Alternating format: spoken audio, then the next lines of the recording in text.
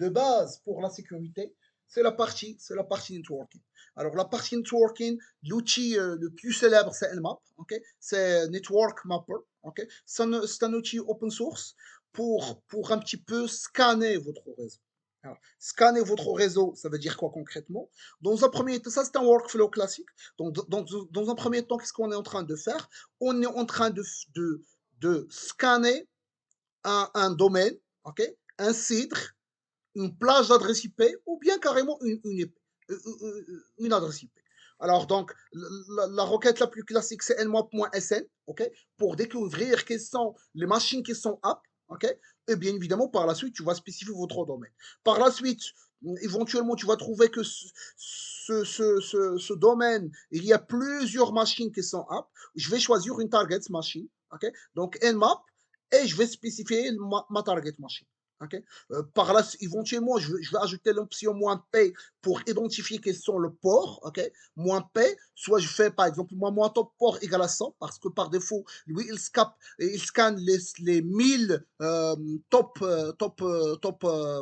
ports, okay, sachant qu'on a 65 000, 535 ports qui sont dans la partie réseau. Okay. Donc, et si tu vois, tu spécifies le port "-p", par exemple "-p", 80,44,3,5432, je sais pas quoi, 22, ça ce sont les ports à scanner. Soit tu spécifies une plage de ports, soit carrément moins top port égale à 100, 200, 1000, etc. Okay. Par la suite, une autre option très intéressante, c'est le "-s". "-s" permet d'identifier quels sont les services et les protocoles. Okay. Le "v", ça permet de détecter quelles sont les versions. Alors, tel service existe, par exemple le service FTP, ça existe, mais voici la version associée.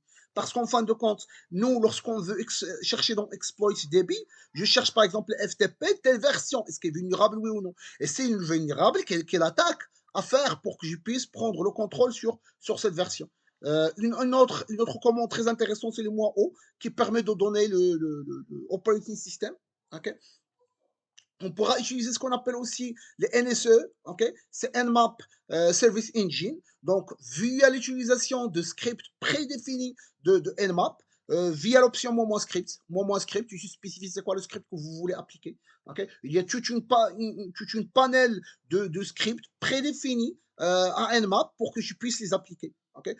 Sur un port ici, ça c'est une attaque très très célèbre, c'est Eternal Blue, ok, sur le protocole SMP V1, ok, où on l'applique généralement sur le port par défaut qui est 445, ok, et par la suite le target IP.